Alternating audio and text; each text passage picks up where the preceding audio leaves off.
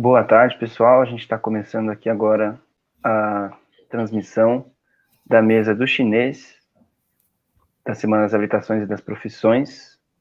E aí a gente vai só esperar um minutinho para o pessoal ir chegando e vendo que a live começou. E aí a gente começa aqui.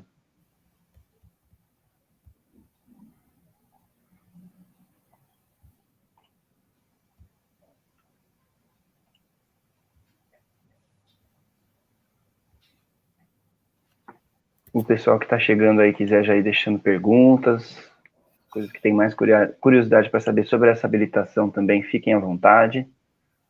Já podem colocar aí no chat se quiserem. E aí só passando um informezinho também, a gente teve duas alterações, né, na programação da semana que tinha sido enviado na última sexta-feira, e aí eu vou só passar para vocês, mas a gente está divulgando já as alterações, vai enviar por e-mail novamente também.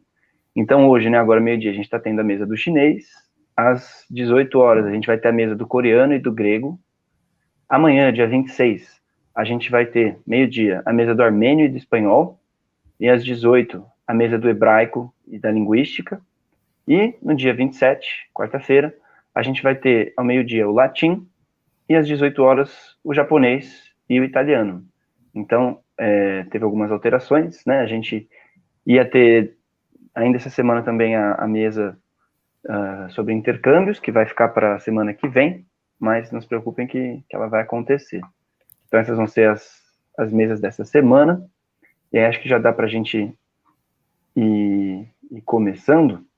Então, bom, hoje a gente vai ter aqui para conversar com a gente a professora, Huye Cha. Se eu pronunciar errado em algum momento, professor, por favor, pode me corrigir. E a Júlia também, que é aluna do chinês. Então, a gente vai começar aí com a professora contando um pouco sobre a habilitação, depois a Júlia também vai trazer um pouco da perspectiva de estudante da habilitação. E aí, depois a gente abre para as perguntas. Então, quem quiser ir chegando e já colocando perguntas, curiosidades que tem sobre a habilitação, pode já colocar no chat. Então, professora, se você quiser se apresentar e já Obrigado, começar a Chico. falar. Obrigado. Boa tarde, bom dia, né? Antes do almoço, todos. Primeiramente, eu vou falar sobre o curso e depois vou apresentar um pouquinho do que seja a língua chinesa. E depois eu passo a palavra para a Júlia, tá? Então, vou compartilhar um arquivo aqui que eu preparei para eu poder seguir, que fica mais fácil. Aqui. Ok. Bom, entrou compartilhamento? Sim. Sim, pessoal? Ainda não, calma, tia. Eu tô aceitando aqui, só um minutinho que ele está carregando. Agora sim. Agora sim. Tá, agora tá dando para ver, né? Bom, então vou falar sobre a habilitação de língua e literatura chinesa. Esse curso foi criado no ano de 1968, dentro da FEFELESH, do DLO. E ainda, até hoje, é o único curso desse gênero, no sentido de graduação, em nível de graduação, em língua e literatura chinesa, é o único do Brasil. E se eu não estiver enganada, também é da América Latina, tá? Ou da América do Sul. Ainda é o único. Então, vou falar um pouquinho sobre o dia a dia, como é que é o curso, as disciplinas, professores, área de pesquisa e tal. As disciplinas são divididas em 3 grandes áreas: as de língua, as de literatura e as de cultura, tá? As de língua, a gente vai do 1 até nível 6. Por que é importante estudar língua? E, ao mesmo tempo, por que é difícil nesse caso? Quais são as dificuldades? Por quê? Porque recebemos alunos sem sem necessidade de nenhum conhecimento prévio. Não é necessário, para entrar nesse curso, primeiro saber chinês. Por quê? Porque muitas pessoas fazem primeiro fora, né? e depois vem aqui. Mas tem muitas pessoas também que entram sem saber de nada. Então, a gente dá do começo, do básico, até onde as pessoas conseguem chegar. Só que, assim, o curso, como eu falei no primeiro slide, temos o foco na pesquisa acadêmica. Ou seja, não é um curso de língua como os cursos de Instituto de Língua, por exemplo, o FISC chinês. Não é um FISC chinês, digamos assim, tá? Não é um preparatório para proficiências, por exemplo. Não é, tá? É o quê? É em pesquisa. E a língua é importante porque a língua é ferramenta para poder fazer as pesquisas. Como é que a gente vai fazer a pesquisa em sinologia se a gente não sabe, não conhece muito bem a língua, tá? Então, se a gente usa uma metáfora, seria isto. Faz de conta que vocês escolheram um curso de ciências da computação, sem saber usar o computador.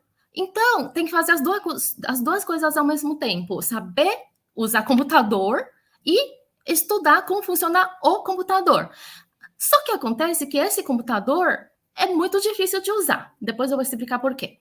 Então, a língua é muito importante. Precisa saber língua. Não tem como, por exemplo, uma pessoa especializada no Brasil que não sabe português. Não é assim? Ok? Daí, o que vem depois? As disciplinas de literatura chinesa, ok? Então, tanto na clássica, é importante saber literatura clássica, é importante estudar, e para depois a literatura moderna. Por quê? Porque a China é um país de cultura milenar, uma civilização milenar, tá? Ok? Para nós, chineses, a gente fala que são 5.000 anos de civilização. Para sinólogos ocidentais, costumam falar 3.500 anos, mais ou menos, tá? Ok? Então, de qualquer forma, são mais de 3.000, pelo menos. 3.000 anos, pelo menos, de civilização. Então, como é que a gente vai compreender essa China agora, atual? Precisa saber como foi, tá? Ok? E depois a cultura chinesa. Também a cultura chinesa, as disciplinas de cultura chinesa também vai desde o berço da civilização para pensar hoje. Depois, se tiver dúvida, eu esclareço, ok? Então, vamos lá. Disciplinas optativas. Temos várias disciplinas optativas. Por exemplo, coloquei tudo aqui no slide, tá? História do pensamento, 1 e 2. Literatura moderna, 3 e 4. Por quê? Porque literatura moderna, 1 e 2 são obrigatórias. Literatura clássica, 3 e 4. Por quê? Porque 1 e 2 são obrigatórias. Mitologia chinesa, tradução de textos, 1 e 2. Arte tradicional, sabedoria proverbial e língua clássica, 1 e 2, que eram obrigatórias e saíram, tá? Agora são optativas. Nem todas estas são oferecidas todos os anos. Por quê? Porque temos 4 docentes só. Então, esses 4 docentes são 2 brasileiros, o Antônio e o Silvio, e 2 de origem chinesa. Eu, a Huijia e professor Shu, que é chinês também, tá? Então, temos 2 brasileiros e 2 chineses só. Nós 4 funcionamos para tudo. Temos professores aposentados que ainda estão oferecendo suas colaborações, seus trabalhos como professor sênior, tá? Mas eles não fazem parte do quadro, eles não são obrigados a dar aula, eles orientam, eles ajudam, eles eles têm o programa de professor sênior que ajudam, que contribuem, tá? Ativos são esses 4. Por isso que, voltando, essas disciplinas optativas não podem ser oferecidas todas ao mesmo tempo, todos os anos, porque não temos professores suficientes para dar conta. Então, a gente seleciona alguns todos os anos de acordo com a necessidade ou interesse dos alunos. Por exemplo, eu estava ministrando literatura moderna,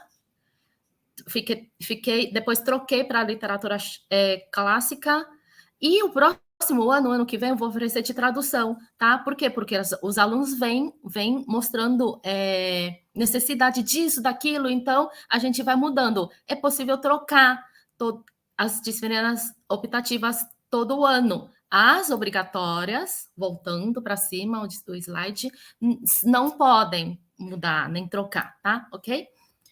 Continua. Temos grupo na pesquisa, temos alguns grupos de pesquisa. Por exemplo, tem o CALF, que é carinhosamente conhecida como CALF, mas é Grupo de Pesquisa China Antiga, Literatura e Filosofia. Esse é interdepartamental do DLO e do DF, tá? Por quê? Filosofia, literatura e filosofia.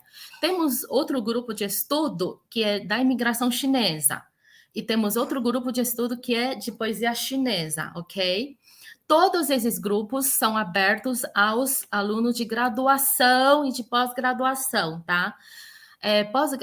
Pós-graduação, depois acho que eu vou falar isso, mas vamos focar na graduação agora, que depois dá tempo de falar. O próximo slide. Bom, convênios. Convênios. Temos esses 8 convênios com universidades chinesas em nível de graduação também, tá? Ok? Então, de Xangai, de Nankai, Sun Yat-sen, Zhejiang, Hubei, Xi'an, Guangdong e Macau, tá? E, por último, temos uma revista eletrônica, que é a revista de Sinologia da USP. Aqui está o link, né, para acessar. Essa revista começou no ano passado, primeira edição, esse ano vai ser a segunda edição. Inicialmente foi aberto para alunos de graduação, mas agora a segunda edição foi aberto também para mestres, mestrandos, e mestres, doutorando e doutores, tá? Ok? Eu agora vou trocar de compartilhar, como que fala? De arquivo, vou compartilhar outro, que eu vou falar um pouquinho sobre essa língua, que parece um pouquinho assustador, mas não é tanto assim. Depois a Júlia vai falar sobre isso. Bom, vou falar rapidamente sobre o que vocês vão encontrar. Tem que estudar muito? Tem. Tem que gostar para poder estudar muito. Tem que aprender o quê? Quais são as dificuldades? Bom, vamos ver. Primeiro, calma, eu volto. Primeiro. A escrita não é alfabética nem silábica, é ideográfica. Os chineses, linguistas chineses, se esforçaram muito no século XX para transformar, para poder eliminar os ideogramas e escrever só em fonema, ou sílaba, ou alfabeto. Não foi possível, eu vou explicar por quê. Tá? Então, a escrita até hoje é ideográfica em 2 formas, sistema tradicional e simplificado. Nenhum deles vai aparecer alfabeto, tá? Ok? Na média, o estudo indica que na média, do tradicional para o simplificado, na média, economizou 1 a 2 traços, tá? Só. Portanto, vocês, mesmo no simplificado, vão continuar escrevendo, vão ter que aprender a escrita ideográfica, ideogramas ou caracteres, ok? A sistema de pronúncia foi oficializada nos anos 50 do século 20. Oficializado, porque até então tínhamos possibilidade de outros vários sistemas de urbanização. E esse agora se chama Pinyin, é oficial. Todo mundo passou a usar esse a partir dos anos 80, quando a China abriu para o mundo depois de uma reforma chamada Revolução Cultural, onde a China se fechou, tá? Apesar de o sistema de Pinyin começou a ser usada dentro da China nos anos 50, no Ocidente chegou depois que a China se abriu, depois de uma revolução cultural. No Brasil, realmente, no mundo, realmente isso vai realmente entrar na nossa vida lá pelos anos, final de anos 90 e início do século 21, tá? Ok? Então, tem pouco tempo. É o sistema mais internacionalizado possível, tá? Então, e outra dificuldade é a pronúncia, porque é tonal, tá? Além de pronúncia ser difícil, é tonal. Vou falar um pouquinho por quê. Então, vamos lá. O tronco linguístico dessa língua se chama sino-tibetano. Quais são as características? É tonal. Já falei, tem entonação. O que é isso? Bom, depois eu explico. A morfologia é analítica, ou seja, não tem declinação, não tem reflexão de palavras, não tem essas coisas como tem em línguas latinas. E monossilábico, é monossilábico. Uma sílaba, todos os ideogramas, todas as palavras são monossilábicas. Por isso que não deu certo de transformar em fonético, só fonético ou silábico. Por quê? Vamos ver por quê. Olha só, aqui tem uma tabela de todos os sons possíveis dessa língua. Que língua é essa que a gente vai aprender? É a oficial. Ah, esqueci de falar sobre isso. É a oficial. O Caio falou que é informal, ainda bem. Então, que língua é essa, tá? É a oficial, tá? Então, calma. A oficial se chama mandarim em português. Em português se chama mandarim. Essa tabela que eu estou mostrando nesse slide contém todas as pronúncias, todas. Ou seja, tem muita pouca pronúncia. Muita pouca pronúncia. Então, por isso que não foi possível transformar em só silábico. Deixa eu voltar no primeiro slide, porque... Por quê? O que a gente vai aprender? A língua chinesa, como língua chinesa, assim, quando você fala língua chinesa, tem 56 dialetos. 56. Não vai dar para aprender 56. Nenhum chinês sabe 56, tá? O que a gente vai aprender? A gente vai aprender uma coisa que, no mundo ocidental, é conhecido como mandarim. É mandarim por quê? Porque é oficial, tá? Ok? Tudo isso que eu tô escrevendo aqui, que eu escrevi aqui no slide, 1, 2, 3, 4, 5, 6, 7, 8, são nomes diferentes para mandarim, tá? Ok? Então, a gente vai aprender mandarim. A mandarim foi escolhido entre as 56, foi o dialeto do norte é que foi escolhido na modernidade, tá? Durante toda a China imperial, ou seja, até o advento da República da China, em 1911, houve mudanças do que é conhecido como mandarim, tá? Como língua oficial. Às vezes, um dialeto do Shu e às vezes um dialeto do norte, tá? Ok? Então, isso é uma história complicada. Quais são as características de mandarim? Então, vamos lá.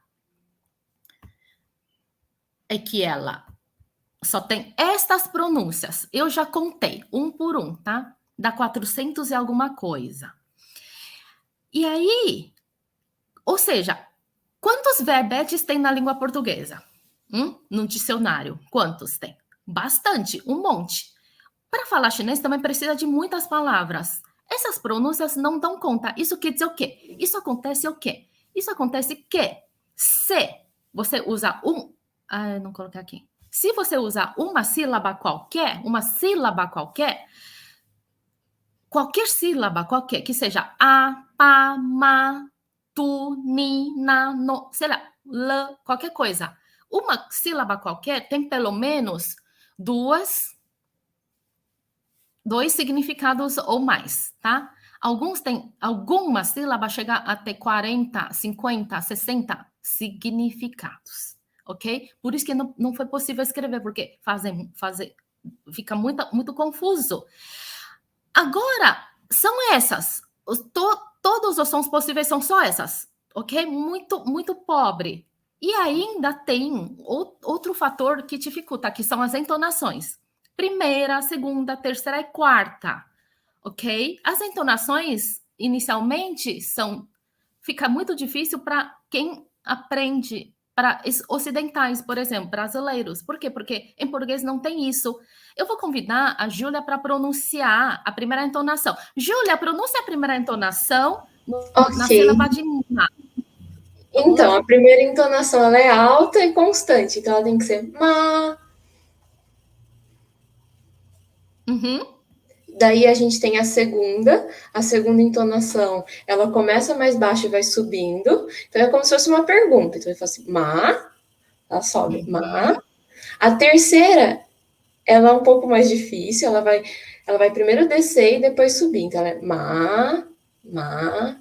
E a quarta, ela começa alta e desce. É como se eu estivesse bravo, como se eu estivesse fazendo assim, não. Então, com ma seria ma. Uhum. Agora, pronuncia as 4 tudo de uma vez, devagar. Ok. Ma, ma, ma, ma. Isso. Xexé, xexeni.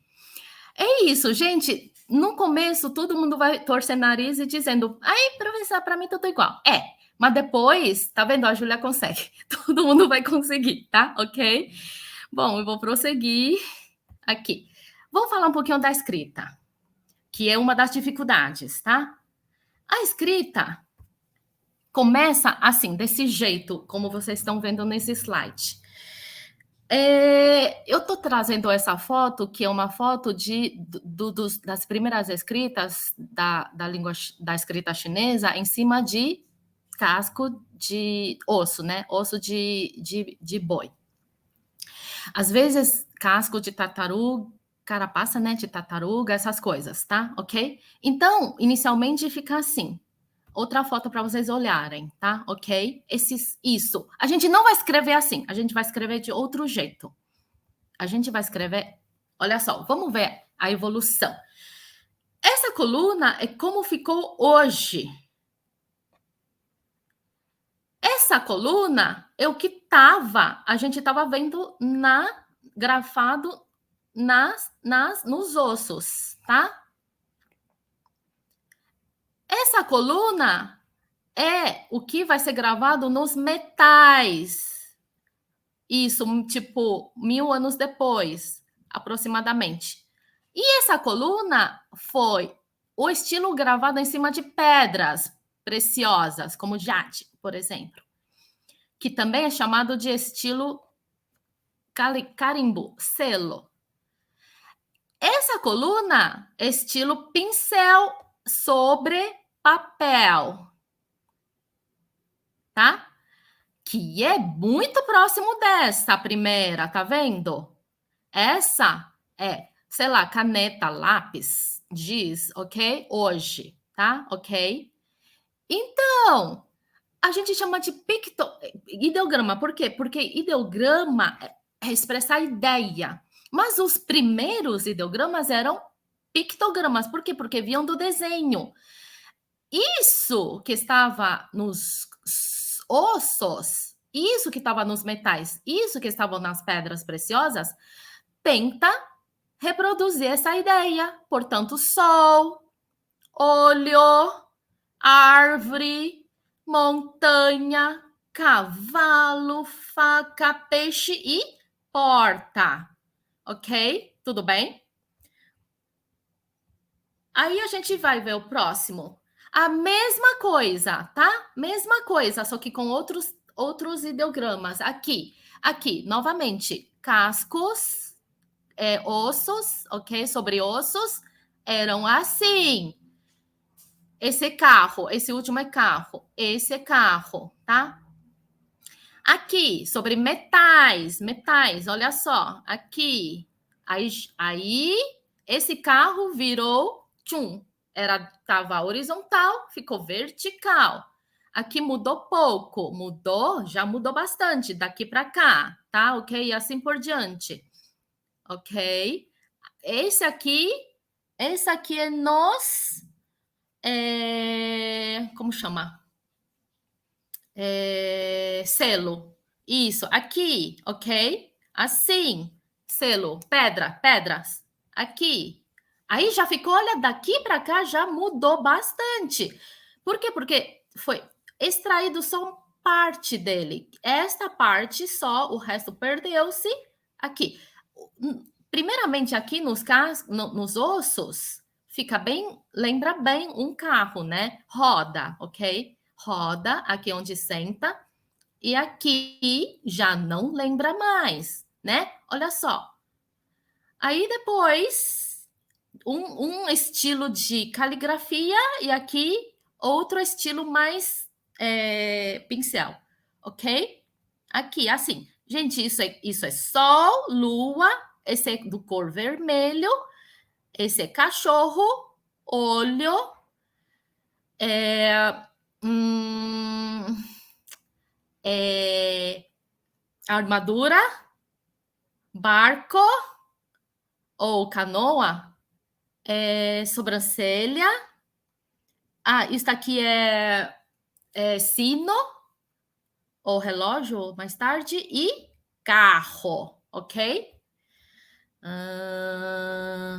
É isso. Então, o que acontece? Vocês vão ter que aprender a escrever ou pelo menos a memorizar para poder digitar, tá? Hoje em dia, poucas pessoas escrevem, de fato, mas precisa reconhecer qual ideograma entre tantos outros da mesma pronúncia para poder escolher qual eu vou escolher para digitar.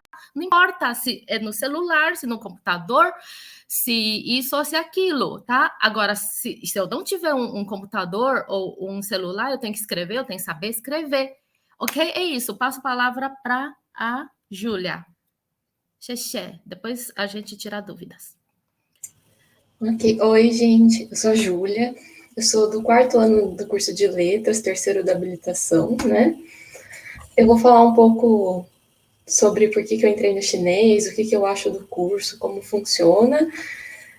Primeiramente, eu entrei no chinês, porque eu comecei a estudar a língua no Instituto Confúcio, quando eu estava no ensino médio, e eu descobri a beleza da língua chinesa, achei muito bonito, achei muito interessante, a gente descobre a cultura chinesa, que é muito rica, muito diversa, com uma história muito longa, milenar, e eu espero que a apresentação da Tia consiga mostrar um pouco disso para vocês, como muito diferente, assim, isso é verdade, mas não é tão difícil quanto parece inicialmente. Eu acho que às vezes a pessoa tem medo de começar a estudar chinês porque pensa que é impossível, mas tem um caminho, sabe? A gramática não é tão difícil no chinês.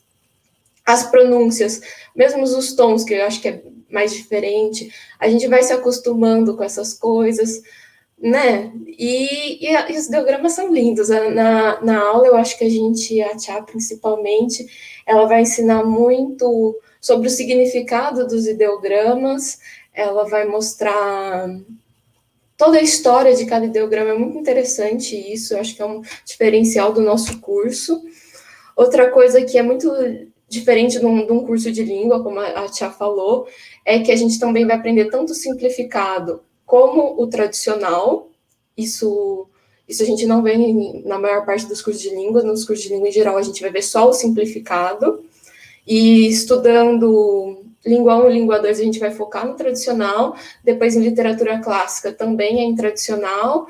Já em moderna, a gente vê tá mais simplificado, depende de qual obra a gente está trabalhando, e a partir de língua 3 a gente também foca no simplificado, mas ainda retomando sempre o tradicional, eu acho que isso é muito importante. Queria falar sobre estudar a língua chinesa, assim, a gente não vai sair fluente em chinês apenas com cursos, tem que estar isso bem claro. Se você quer falar chinês com fluência, tem que estudar por fora, tem que estudar bastante, porque como não é uma língua latina, é diferente, tem que ter uma dedicação para pegar a pronúncia, decorar vocabulário, entender a gramática, para falar, ouvir, tem que estar consumindo o conteúdo. Eu acho que, assim, diferente do inglês, que a gente tem sempre muito acesso às músicas, séries de TV, o conteúdo chinês não é tão acessível, então a gente tem que ficar buscando isso, estar sempre em contato, para melhorar a nossa fluência na língua, porque a gente não tem tantas coisas em inglês, em português, muito pouco ainda, então tem que ter cada vez mais domínio do chinês para conseguir entender o seu objeto de estudo, que no nosso caso é a literatura, a cultura, e a língua vai ser um meio para isso, né? Então, É importante a gente também lembrar que isso é uma pesquisa, né? É um curso voltado para pesquisa, como a tia falou.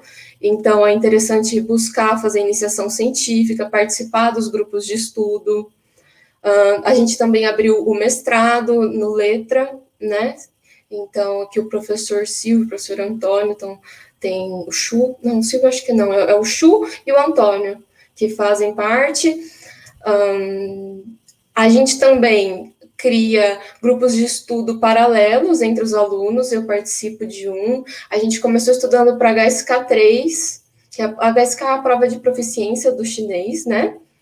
É uma das, tem uma prova também de Taiwan, mas a gente estava focando nessa, que tem aqui no Brasil para fazer. A gente estudou para o 4 juntas, agora a gente está estudando atualmente para o 5. A gente começou a fazer algum grupo de leitura também, que a gente pega alguma obra, lê em português, depois tenta ler em chinês. Eu acho que todas essas experiências de tentar se unir com os colegas é muito importante para você evoluir no curso e na língua, na habilitação, no seu conhecimento para aprofundar. A gente não consegue construir o conhecimento sozinho, a gente tem que ter esse apoio, ainda mais por ser uma habilitação pequena, né? E eu queria falar de um projeto que eu participei, que é um projeto PUB, que a gente criou os guias formativos para as habilitações. Tem da habilitação de árabe, alemão, coreano, chinês, que eu cuidei da parte do chinês, latim, grego, russo e português para imigrantes refugiados. Nesse guia, vocês vão achar um pouco mais sobre a habilitação, como funciona, também um pouquinho sobre língua chinesa, imigração, alguns materiais que vocês podem usar, também recursos digitais para ir atrás de estudar a língua chinesa. Tenho escrever uma parte também sobre como estudar chinês, algumas dicas. E de cultura, umas, assim, filmes que vocês podem assistir, livros que tem em português. Seria muito legal vocês olharem o guia também, se estão em dúvida em qual habilitação escolher. Ali tem algumas que vocês podem se aprofundar mais, dar uma olhadinha, falar assim, será que eu tenho interesse ou não?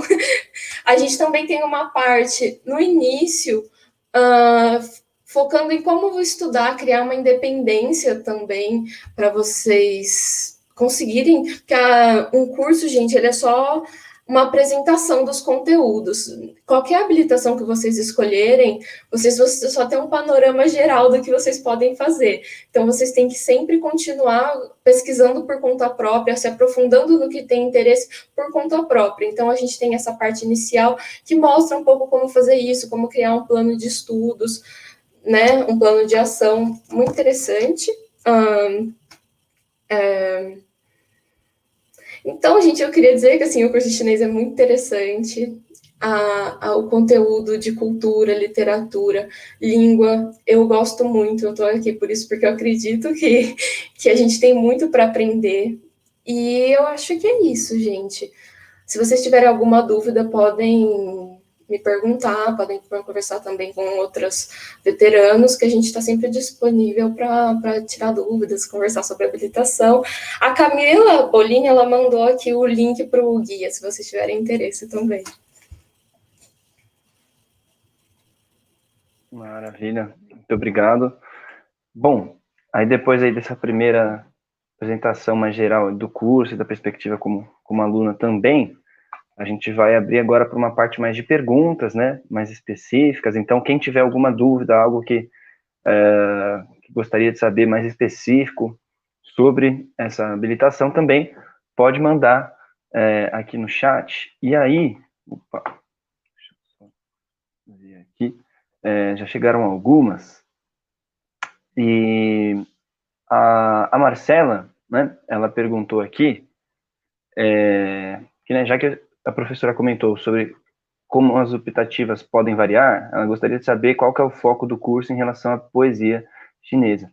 E aí tem uma pergunta também, que é muito frequente, que a gente teve, acho que em quase todas as habilitações, que é mais no sentido de se a habilitação também, se ela foca, né, mais na língua ou mais na literatura, que a gente sabe que isso varia um pouco, né, de habilitação para habilitação. Então, se vocês quiserem comentar um pouquinho também em relação a isso, acho que já adianta, porque com certeza essa pergunta surge em algum momento. E, desculpa, só acho que dá para responder junto também. E aí a Maria perguntou, Ela perguntou, né, o quão rápido o curso vai progredindo e se ajuda a ter aulas de língua por fora. E uma outra também, que se relaciona bastante com isso, que é da parte de... Ah, não, era essa mesmo, perdão. É que acho que não apareceu a hora que eu coloquei aqui. Ah, apareceu sim. Mas que ela quer saber também do foco do curso em relação à poesia chinesa. Eu acho que a Tia responde essa e depois eu respondo sobre a progressão do curso e aulas de língua. Perfeito. Já tem que ligar o áudio. Ok. É verdade. Então, como a gente só está com 4 docentes, acaba não tem, já tem algum tempo que não temos focado muito, tá? Quando a gente fala de literatura clássica, é fundamental focar nos conteúdos do que é berço e do que é importante na cultura chinesa e na literatura chinesa. E, basicamente, a gente acaba trabalhando muito mais sobre confucionismo, taoísmo e os livros relacionados a eles, tá? Ok? Mas, no taoísmo, não, desculpa, no confucionismo tem uma obra de poesia chamada Shi Jing. A gente foca bastante. Pelo menos quando sou eu que nas minhas, tá? Ok? É que professores da USP têm bastante autonomia, então cada um acaba, porque é muito amplo, né? Você chama poesia chinesa, literatura chinesa, é muito amplo. Cada vez que troca professor, acaba focando coisa diferente. Isso acontece em todas as unidades, tá? Ok? Por quê? Porque não dá para ficar falando coisas que o professor não sabe, né? Então, a gente acaba escolhendo. Eu vou atrás, eu sempre pergunto para os alunos o que eles querem estudar, acabo acatando. Então, varia bastante. Mas poesia, quando as pessoas falam poesia, pensam da Tina Jiatang e Song, que já tem muita coisa em português traduzido. A gente eu gosto de focar no Xutin, que é uma poesia antiga e também poesias modernas, tá? O outro é o quê? Que é importante estudar fora sempre, sempre. Pensar assim, gente, estudar inglês já é difícil, sendo que inglês bem próximo do português, são muitas palavras que vêm de graça, digamos assim, né? Muito próximo. E inglês ainda tem, toda vez que você liga a rádio, você ouve música em inglês. Toda vez que você liga a TV, filme, tem lá o Zap, botão Zap para você colocar no inglês se você quiser. E ainda tem facilidade de gramática e de vocabulários próximos, tá? Tem dificuldades? Tem, óbvio que tem, né? Mas, comparando com o chinês, é bem mais fácil, bem mais próximo. O chinês não é que seja difícil, não é difícil. Para um japonês não é. Para um coreano não é. Para brasileiro é. Por quê? Por causa da distância da língua materna, que é portuguesa, e a chinesa é muito diferente, mas Japão, língua japonesa, língua coreana é próximo, então não é. Esse negócio de fácil e difícil é relativo. Então, o avanço depende do esforço de cada um e fazer curso fora sempre ajuda, tá? Ok? É verdade, ficou muito bom esse guia. O que era outra pergunta? E sobre mais um pouco sobre se vai progredindo rápido, eu acho que principalmente no primeiro ano é bastante conteúdo que a Tiak dá. As principais gramáticas já são passadas no primeiro ano, depois é mais aquisição de vocabulário e absorver essas gramáticas, mas é sempre importante, eu acho, fazer um curso por fora. Eu acho que a maior parte dos alunos fazem curso por fora, e é o melhor jeito de você conseguir também evoluir na língua, para ter mais contato, usar mais a língua, também falar, porque no nosso curso não tem um enfoque tanto em conversação, a gente tem que tentar usar por fora, então tudo isso eu acho importante fazer um curso por fora, sim. E no primeiro ano, principalmente, é mais rápido, tem que estudar bastante, não vou mentir, mas é bem interessante, bem legal. E agora, a Lipe Amaral perguntou sobre mercado de trabalho. Tia, você quer falar sobre mercado? Mercado de trabalho é assim. A gente está abrindo um mercado muito bom de tradução literária, mas muito bom mesmo. Os nossos alunos estão conseguindo. É uma coisa que dá muita satisfação ver, tá? Ok? São vários romances que estão sendo lançados, vão ser lançados ainda esse ano, e vem sendo lançado nos últimos anos de tradução direto, sem passar pelo francês, inglês, direto do chinês para português, tá? Então tem a questão da tradução literária. E as outras traduções, por exemplo, mais de empresa. Isso realmente vai do esforço de cada um. Tem também a questão da aula, que é escolas, né? Tem muitas escolas que têm curso de chinês. Parece que as escolas públicas têm um projeto para ensinar línguas coreana, chinesa e japonesa, eu acho. Acho que é assim. E entre outras também, saindo do inglês só e espanhol, tá? Então, eu acho que... mas da aula, não sei, não remunera muito bem, mas, na verdade, nenhum disso remunera muito bem, a não ser que você trabalha como primeiro estagiário de Huawei, sei lá, Xiaomi, sei lá. E aí é parecido com a situação de outras línguas. Estamos abrindo nesse sentido, tá? Também queria comentar que, principalmente no interior de São Paulo, eu acho que a gente tem uma demanda muito... Eu sou de Campinas, interior de São Paulo. A gente tem uma demanda grande para pessoas falantes de chinês para trabalhar nessas empresas. As estatais chinesas estão comprando assim, de energia e se impondo aqui. Então, assim, tem para tradução, intérprete e outras áreas também. Então, eu acho que tem uma demanda crescente e eu acho que tem, assim, lugares para se trabalhar. Claro que o salário depende muito, assim, onde você está trabalhando, todas essas questões que a gente falou. Isso. Deixa eu só explicar uma coisa. Esse curso, como eu já falei, ele foi criado em 1968. A China se projetou como país das oportunidades a partir do 2000 e alguma coisa, tá? O que eu quero dizer? Eu quero dizer que, por causa disso, o perfil dos alunos mudou. Mas, antes disso, esse curso já existia e vinha muitas pessoas atrás do quê? Da arte, das questões de saúde, prática de saúde, da medicina chinesa, da arquitetura, da música, da arte, de várias coisas, tá? Então, assim, normalmente, nessa época, com esse perfil de alunos, normalmente vinham pessoas já formadas em outras áreas. Por exemplo, o engenheiro, ele já é engenheiro formado, ele quer saber a parte chinesa, por quê? Porque a civilização chinesa foi uma das mais avançadas até a modernidade, né? Até a modernidade, daí começou a perder. A parte da medicina chinesa, o curso de medicina da USP tem sobre acupuntura. A educação física tem sobre práticas de saúde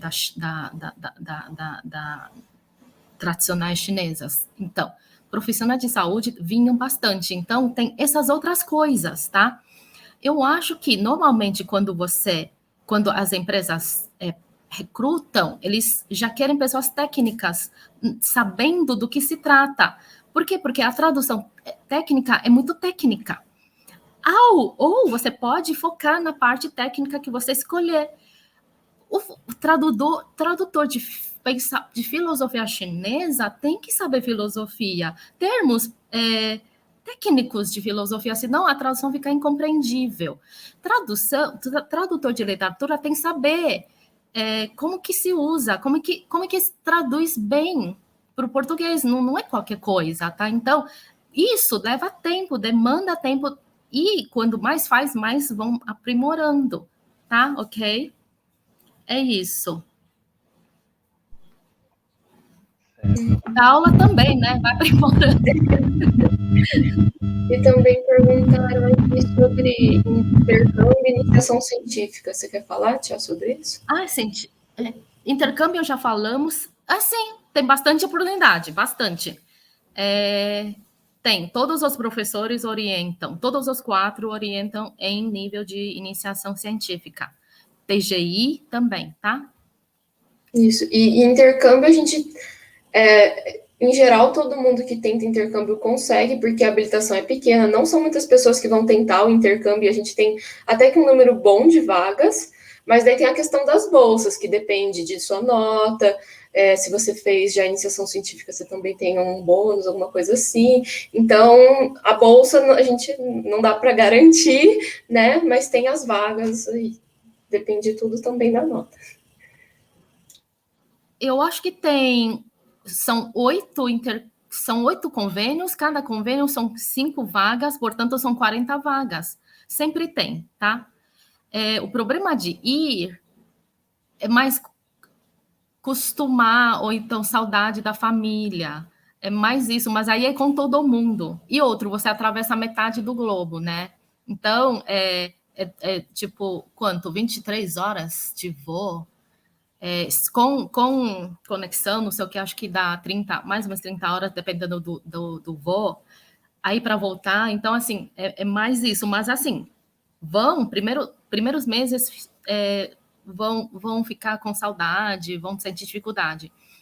Passa 3, 4, 5, 6 meses, aí vocês vão começar a curtir, gostar. Isso é como todo mundo, tá? Esse ano e ano passado, por causa da pandemia, vocês ficaram sem convívio com intercambistas chineses.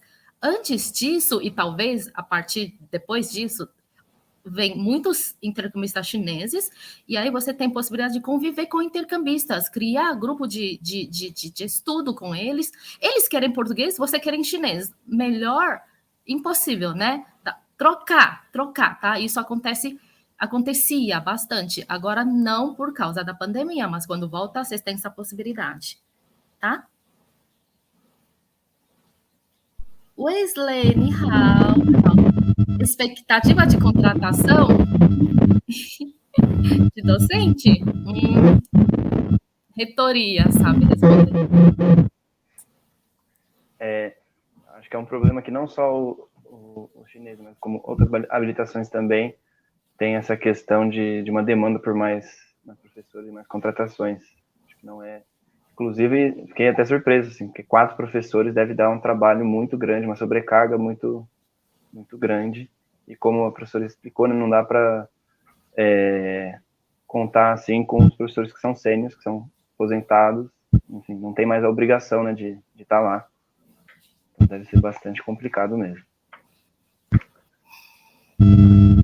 Deixa eu ver. Então, se o pessoal aí quiser mandar mais perguntas, mais curiosidades que queiram saber aí da habilitação, para o pessoal responder.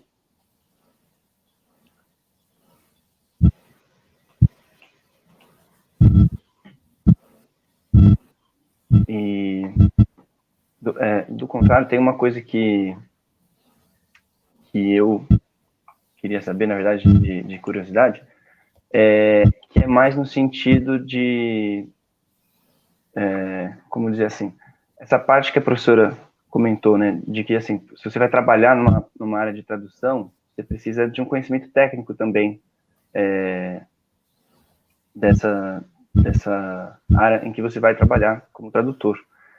Mas nesse sentido, né, como a Júlia também falou, tem muitas empresas chinesas, né, expandindo para outros países, vindo aqui para o Brasil também, mas eu imagino que a tendência seja que o chinês tome uma proporção maior, digamos assim, no mercado de trabalho, na parte de línguas, né? Já é uma tendência que vem acontecendo um pouco.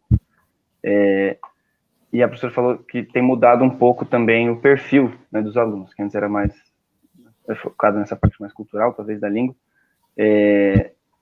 Se vocês acham que isso vai, né, trazer talvez uma demanda assim maior, inclusive de procura mesmo, em relação ao próprio curso, à própria habilitação, Porque, se não me engano, o chinês não tem tantas vagas também, né? Não lembro de cor. Tem 15. Tem 15. Sim. Acho que a maioria tem 15. Certo. Eu não E sei o curso quantos tem em inglês. O chinês, ele tem as aulas só na parte da manhã ou tem na parte da noite também? Só de manhã. Só de manhã. Não tem à noite. Alguém perguntou se... Oi, desculpa. Tem uma pergunta nova. Tá enfiado, não tá? Eu vou fechar meu microfone, talvez. Ok. Era isso. Tá, perguntaram se as disciplinas estão abertas para outras habilitações. Sim. Nem todas. As optativa todas, tá? As de obrigatório, língua 5 e 6, não. Só. Todas as outras são abertas. Só 5 e 6 é que não. Tá bom? A gente recebe muitos alunos. Apesar de só 15 alunos na habilitação, mas a gente recebe muitas.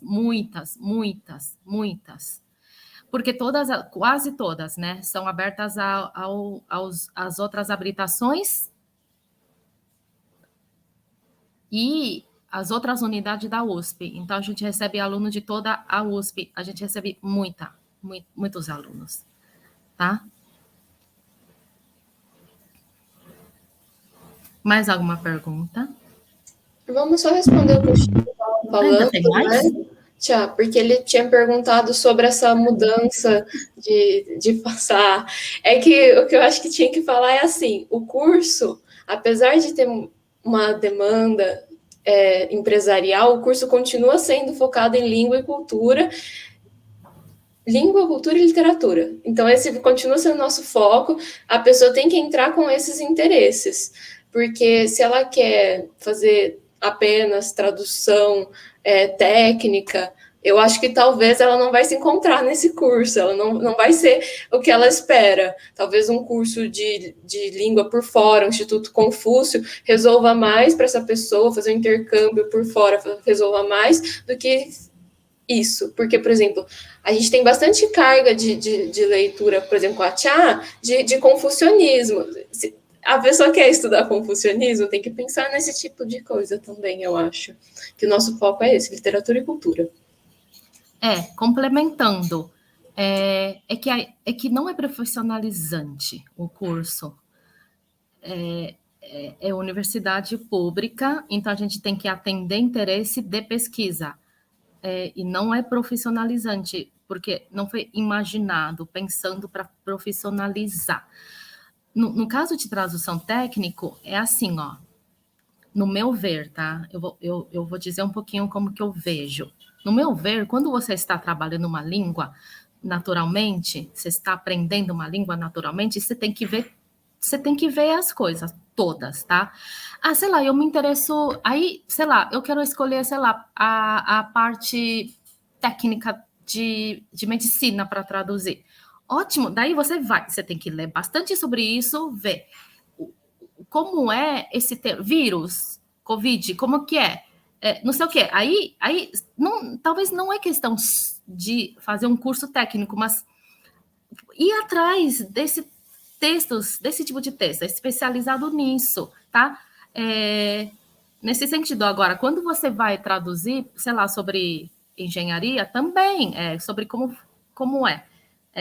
que se faz chip, né, de 5 nanômetro. A mesma coisa, tá? Ok? Você tem que focar, tá bom? Ok? Respondido, Chico? Não? Sim? Sim. A Isabela perguntou quais são as matérias iniciais. Eu acho que seria a língua 1 e 2, né? Que são os primeiros que a gente tem. E depois faz... 3 e 4 e cultura. E depois 5 e 6 e literaturas. E as optativas sempre, né? Uma coisa que não perguntaram agora, mas também o pessoal perguntou bastante das outras habilitações, é da questão da licenciatura. de como que é, enfim, de como funciona a licenciatura. É na educação, não é não? A licenciatura é na educação... Obrigada, que estava com chiado. A licenciatura é na educação, as matérias são praticamente iguais à licenciatura do português, são quase as mesmas. O que muda é que tem metodologia das línguas orientais. Não tem uma específica para o chinês, mas tem das orientais. Então, ali tem o chinês, o coreano, o russo e as outras línguas do DLO. Uhum. É isso. Uhum. Eu acho que tem que responder mais alguma coisa da licenciatura. Não, acho que é isso. Também. E a Helena perguntou se as tentativas são oferecidas com que frequência? Então,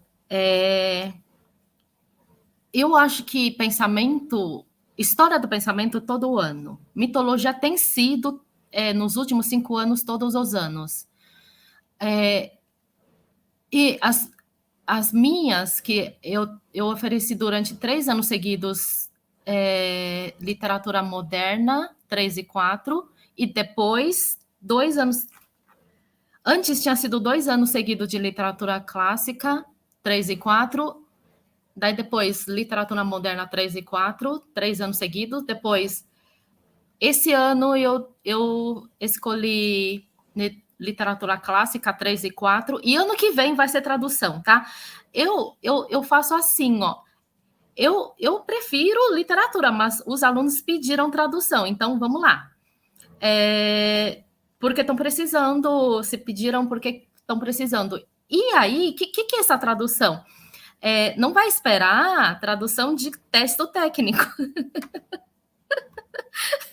Tá bom? É tradução literária, tá? Poderia dar texto técnico, tradução sobre medicina, sobre Covid? Posso. Se a turma assim decidir, tá?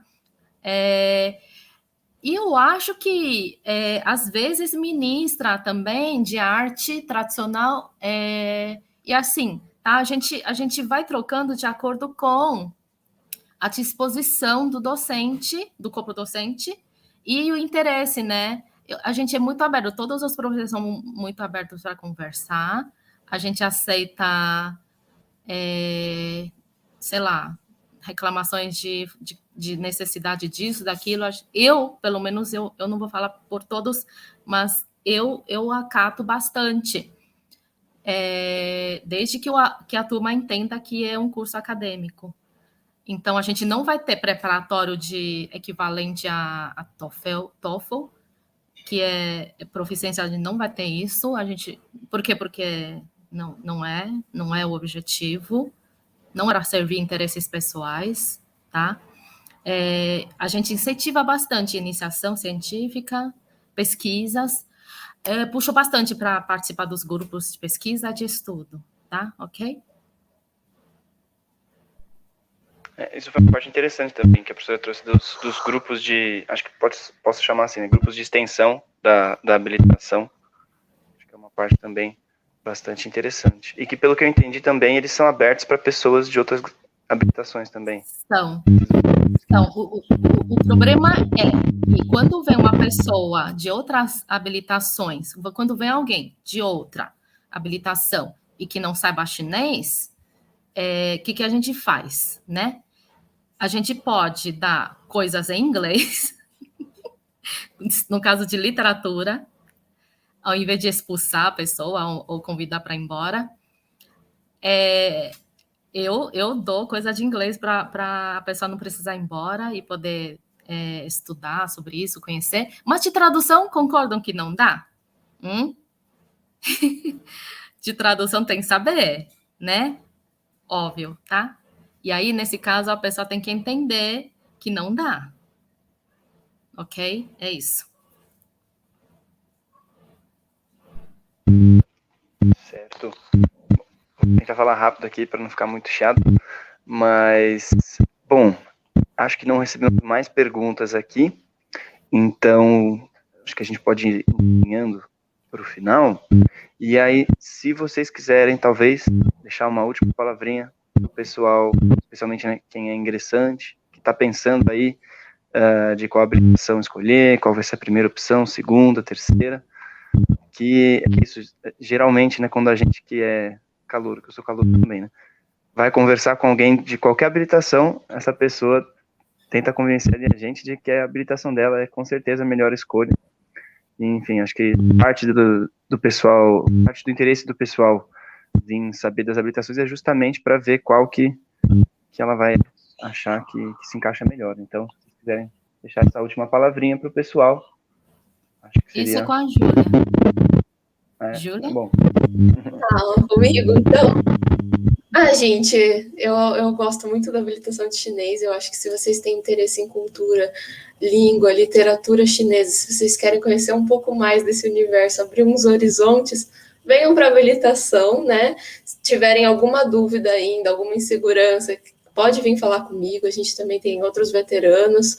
E é isso. Tá, eu vou complementar. A cultura chinesa é fascinante, tá? Eu acho que dá outro contraponto para equilíbrio dos problemas do mundo ocidental enfrenta. Principalmente o pensamento taoísta e confuciana. E, às vezes, o pensamento budista ajuda muito também, porque sai um pouco desse mundo de correria. Estudar ideograma, a escrita, é muito, muito interessante.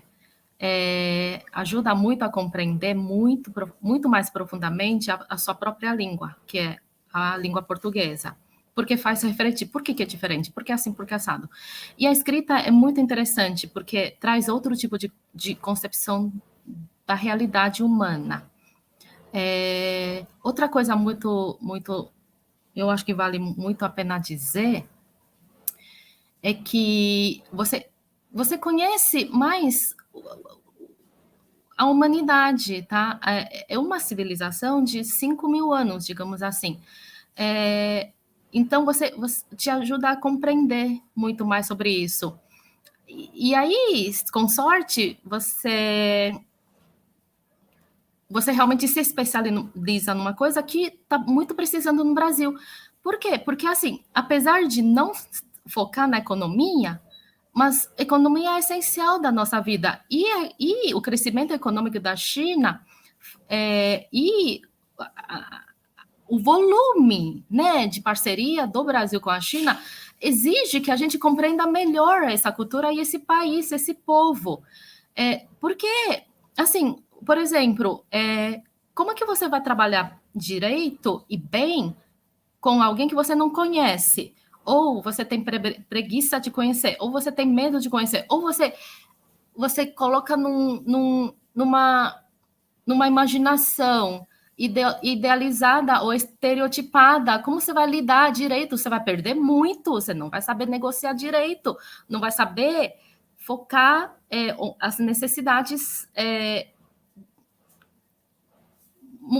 como que fala? Como falar? Recíprocos, tá? Ok? Então, eu acho isso muito importante, mesmo pensando no Brasil. Para o próprio Brasil, eu acho que é muito importante. Por isso que esses cursos são importantes.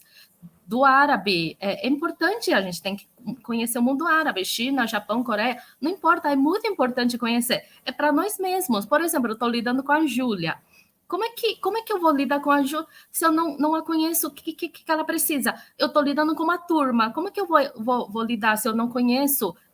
Eu não posso falar sozinha. O que o Brasil não pode ficar sozinho nesse sentido. Ainda mais tem um bloco que é BRICS, né? E a gente tem que compreender. A gente não compreende. Tem muita pouca coisa que a gente sabe sobre a China. Então, isso é muito importante, mesmo pensando no Brasil, ok? Cada vez mais tem sinólogos vindo, né, surgindo, falando sobre a China. Mas mesmo assim é muito pouco, tá? Perto do que tem na Europa e nos Estados Unidos. Tá bom, gente? Então, acho que isso é muito importante. O que mais? Só isso. Mútuas, isso.